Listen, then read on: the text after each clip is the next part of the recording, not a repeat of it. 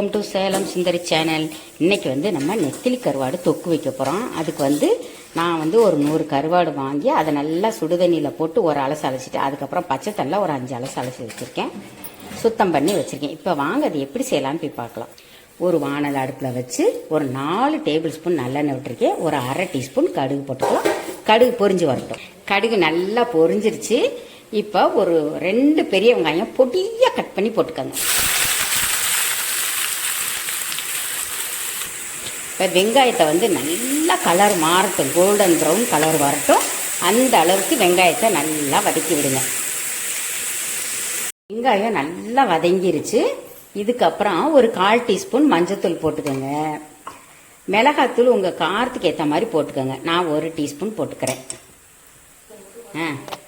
மல்லித்தூள் ஒரு அரை டீஸ்பூன் போடுங்க, ரொம்ப போடாதீங்க. காரம் அதிகமாக சாப்பிட்றவங்களா இருந்தால் நல்லா கொஞ்சம் காரம் போட்டுக்கோங்க சுருக்குன்னு. ஏன்னா காரம் பத்தாத மாதிரி இருக்குது, அதனால நான் இன்னும் கொஞ்சம் போட்டுக்கிறேன். போட்டு 1 செகண்ட் நல்லா வதக்கி விட்டுக்கோங்க. 1 செகண்ட் வதக்கிட்டு ஒரு 3 தக்காளி, பழுத்த தக்காளியை அரைச்சி ஊற்றிடுங்க. வெங்காயம் 2ன்னா தக்காளி 3, அந்த மாதிரி. சின்ன தக்காளியாக இருந்தால் ஒரு 4 கூட போட்டுக்கோங்க.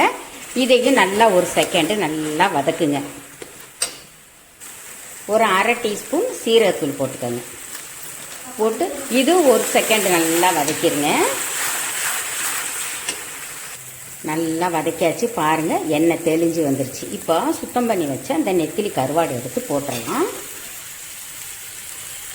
போட்டுட்டு அதையும் நல்லா 1 செகண்டு இந்த கருவாடில் நல்லா வதக்கி விடுங்க. இப்போ நல்லா வதக்கியாச்சு. இப்போ 1 கிளாஸ் தண்ணி ஊற்றிடுங்க. தண்ணி ஊற்றி இந்த கருவாடு நல்லா வேகட்டும். அவ்வளோதாங்க.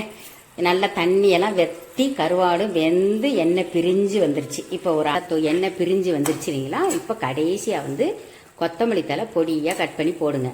இப்போ பொடியாக நறுனா கொத்தமல்லி தழை போட்டாச்சு. அவ்வளோதான். இப்போ அருமையான சுவையில் ஒரு நெத்திலி கருவாடு தொக்கு ரெடி. இது ரசம், இதையே சாதத்தில் கூட பிசைஞ்சு சாப்பிடலாம், சூப்பராக இருக்கும். நம்ம சேனலில் பார்க்குறவங்க பிடிச்சிருந்துச்சுன்னா சப்ஸ்கிரைப் பண்ணிவிட்டு ஃப்ரெண்ட்ஸ்க்கெல்லாம் ஷேர் பண்ணி விடுங்க. அப்படியே மறக்காமல் ஒரு லைக்கை போடுங்க. Thank you.